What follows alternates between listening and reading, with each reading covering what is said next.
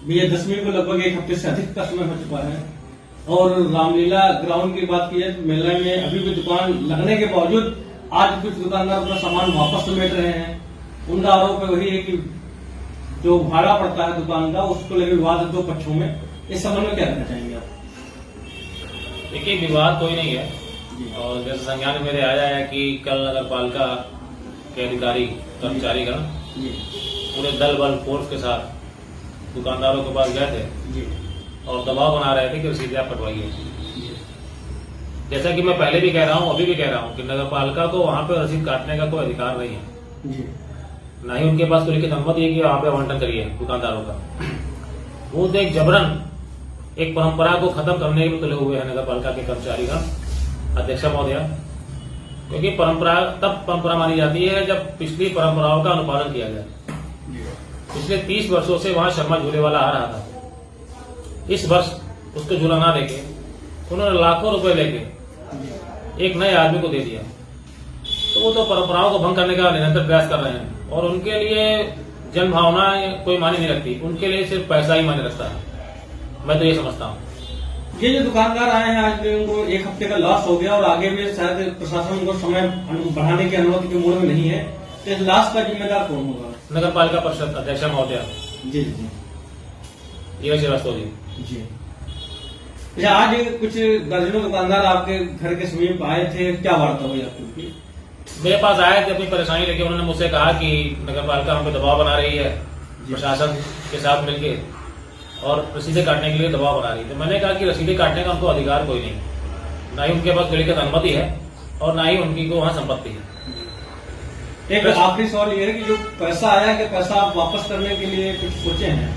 मैंने दुकानदारों से कहा है अगर दुकानदारों के पास नगर पालिका के कोई कर्मचारी जाता है पैसा मांगने के लिए, रसीदें काटने के लिए, तो मैंने कहा आप उनसे कह दीजिए कि आप चेंज से पैसे ले लीजिए, आप लिखित मुझसे मांगे। नगर पालिका परिषद को अगर पैसे की आवश्यकता है तो मुझसे लिखित मांगे, मैं उसको पैसा दे दूंगा। यदि आपसे लिखित मांगेगा आप पैसा जो है वापस करने तैयार है? हाँ, पैसा वापस नहीं करूंगा जी। वापस का मतलब होता है इससे मैंने पैसा लिया, नगर पालिका को आप देंगे? नगर पालिका को मैं उसको खर्चे के लिए पैसा दे दूंगा। अच्छा। और मैंने पहले भी कहा था नगर पालिका से अधिकारी इतने दिनों में आपकी और नगर पालिका को कोई विशेष बातचीत बैठ करके हुई है सुरदेश से? विशेष बातचीत नहीं, मेरी रामलीला से पहले मतलब मेले से पहले मेरी 2 बार वार्ता हुई थी एसडीएम महोदय के सामने और अपने एडीएम सदर के सामने जी। तो मैंने उनसे कहा था कि देखिए रसीद काटने का अधिकार नगर पालिका को नहीं, आवंटन नगर पालिका कभी नहीं करती थी। एक ऐसा आवामंडल बना रही है कि अपने अनुरूप चीज को ढालने का प्रयास कर रही है। और मैंने उनसे कहा था अगर नगर पालिका कार्यक्रम कराना चाहती है तो कार्यक्रम कराए, उसमें कोई दिक्कत हमको नहीं है। मैंने कहा था कि मैं उनको पंडाल, लाइट, साउंड और कार्यक्रम के लिए रुपए दे दूंगा। फिर भी नगर पालिका क्यों आवाज है रसीद काटने के लिए, मैं आज तक समझ नहीं पाया। सिर्फ मेले का दोहन करने का प्रयास करती है, परंपराओं को तोड़ने का प्रयास करती है और जो 160 वर्षों से मेला रामलीला का आयोजन हो रहा है उसमें विघटित करने का प्रयास निरंतर पिछले 3-4 वर्षों से नगर पालिका कर रही है। जब उनके पास जमीन नहीं है तो निविदा उनको देने का कौन सा अधिकार है? ये कोई शासन का आदमी उनसे नहीं पूछता है। आदमी हमसे गाली पूछ रहा है, शासन उनसे पूछे आप किस अधिकार से वहां पे रसीद काटने का प्रयास कर रहे हैं? भाई ये तो इस तरह से जाती है। आज जो दुकानदारों में व्यापक आक्रोश देखने को मिला है, दुकानें वहाँ पे बंद थी और कुछ दुकानदार ये भी कर रहे हैं अगली बार शायद मेला लगाने के हम लोग यहाँ पे नहीं आएंगे, क्योंकि एक दुकानदार ने यहाँ तक बोला कि 3 साल से लगातार इस टाइप का विवाद हो रहा और इस बार विवाद चरम सीमा पे है। देखिए, इसमें तो नगर पालिका निरंतर पिछले 3 वर्षों से अपने एक अधिकार, अपने वर्चस्व, दुकानदार का शोषण करने का बराबर प्रयास कर रही है, जिसका सेठ व्यापार ट्रस्ट का मैं सर्वोपरि हूँ। इस नाते मैंने उसका विरोध किया। मेरे लिए दुकानदार सर्वोपरि है, पैसा नहीं है। नगर पालिका के लिए पैसा सर्वोपरि है, दुकानदार नहीं। निरंतर नई नई चीजें नगर पालिका करती चली आ रही है। कहीं ठेके का प्रयास करती है, कहीं सॉफ्टी, खाजा, झूले का ठेका दे देती है, कहीं चाट का ठेका दे देती है।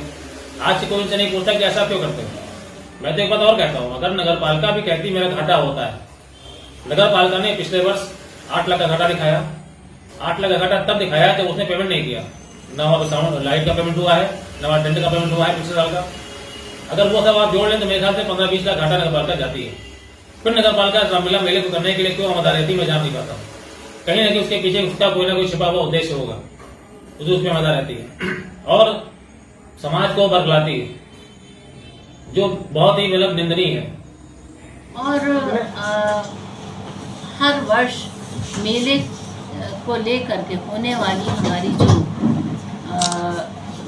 गतिविधियाँ होती है उसमें पूरा एक प्रस्ताव होता है और पारित होता है, और इस साल भी हो चुका है। उसके बाद भी लगातार जो झूठ बोला जा रहा है, जो अपने आप को तथाकथित सरबराहकार बताते हैं।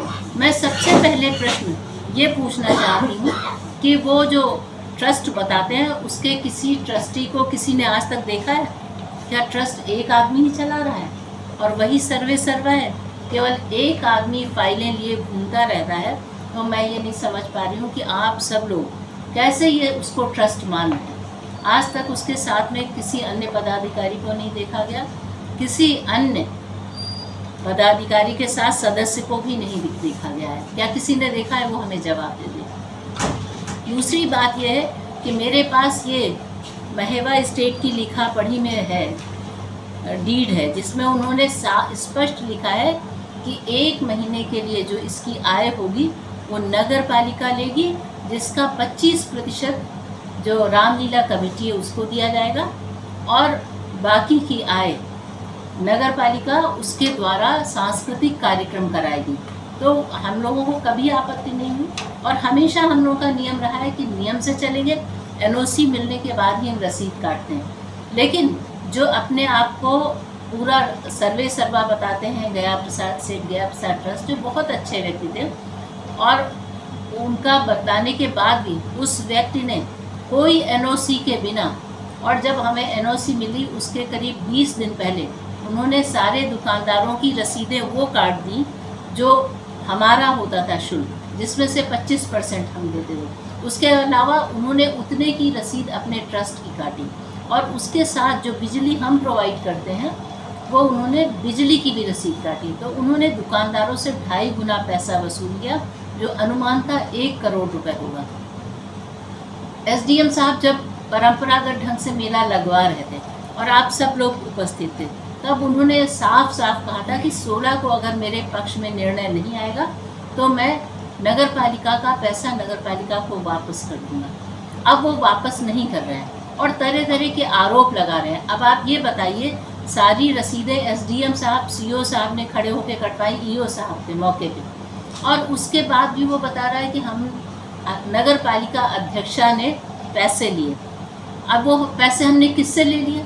उनसे लिए क्या? दुकानदारों से मेरी मुलाकात थी, उनसे लिए क्या? अब उस समय हमारे पास ऑफर ओपन था, जो रसीद कटवा लेगा उसकी दुकान हम लगवाएंगे। तो जो रसीद कट चुकी थी वो लगी। अब ये शर्मा दुकानदार जो 30 वर्ष पुराना था, इनका